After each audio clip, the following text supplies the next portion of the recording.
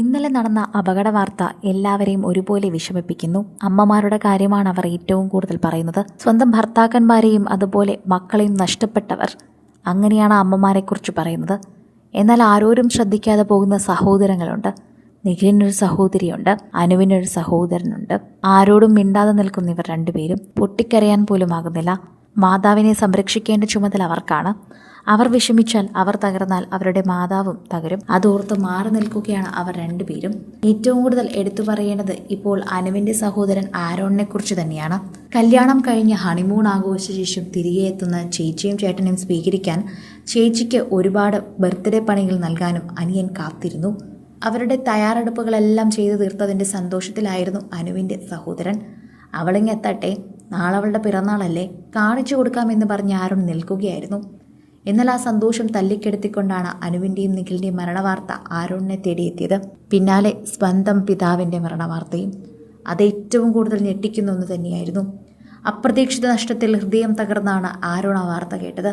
പിതാവിനെയും സഹോദരിയെയും സഹോദരിയുടെ ഭർത്താവിനെയും സഹോദരിയുടെ ഭർത്താവിൻ്റെ അച്ഛനെയും നഷ്ടപ്പെട്ട ആരോൺ തൻ്റെ പിതാവിനെ പോലെ തന്നെയായിരുന്നു അളിയൻ്റെ പിതാവും. അതുകൊണ്ട് തന്നെ അത് അത്രമാത്രം ആത്മാർത്ഥ ബന്ധമായിരുന്നു ഇവർ തമ്മിലുണ്ടായിരുന്നത്.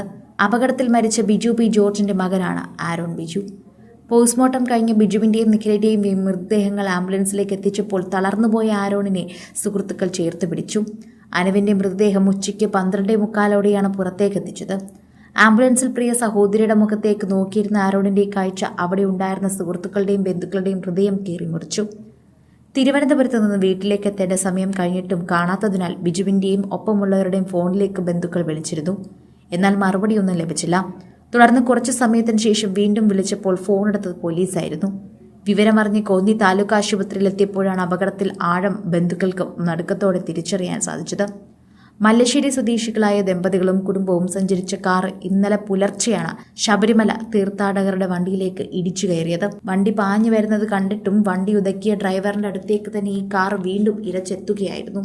പുനലൂർ മൂവാറ്റുപുഴ സംസ്ഥാന പാതയിൽ മുറിഞ്ഞകല്ല് ജംഗ്ഷന് സമീപമുള്ള ഗുരുമന്ദിരത്തിന് മുന്നിലായിരുന്നു അപകടം. നാളെ അനുവിന്റെ ജന്മദിനമാണെന്ന് മനസ്സിലാക്കി എല്ലാവരും വളരെയധികം വിശേഷത്തോടെ കാത്തിരിക്കുകയായിരുന്നു. വെളുപ്പിനെ വരുന്നത് കൊണ്ട് തന്നെ എണീറ്റ ഉടനെ തന്നെ അനുവിനും നിഖിലിനും ഇഷ്ടമുള്ള ഭക്ഷണമുണ്ടാക്കി രണ്ടു വീട്ടുകാരും കാത്തിരിക്കുകയായിരുന്നു. എന്നാൽ അവരെ തേടിയാണ് ആ ദുഃഖവാർത്ത എത്തിയത്. അവർക്കൊട്ടും താങ്ങാനാകുന്നില്ലായിരുന്നു. ആരും വിശ്വസിക്കുന്നുണ്ടായിരുന്നില്ല. ആ പോയ യാത്രയിൽ 4 പേരും ജീവനോടെ ഇല്ല എന്നത് വളരെ ദുഃഖമുള്ള ഒരു കാര്യം തന്നെയാണ്. അനുവിന് ആദ്യം ജീവനുണ്ടായിരുന്നു. കാറ് വെട്ടിപ്പൊളിച്ചാണ് അനുവിനെ പുറത്തെടുത്തതെന്ന് പറയുന്നു. അത്രമാത്രം വേദനയിലൂടെ കടന്നുപോയിട്ടുണ്ട് ആ കുടുംബമെന്നും ആ വ്യക്തികളെന്നും മനസ്സിലാവുന്നുണ്ട്. ഒരുപക്ഷെ അനുവിനെന്ന് ജീവനുണ്ടായിരുന്നുവെങ്കിൽ ഏറ്റവും കൂടുതൽ വേദന അനുവിനുമായിരുന്നേനെ.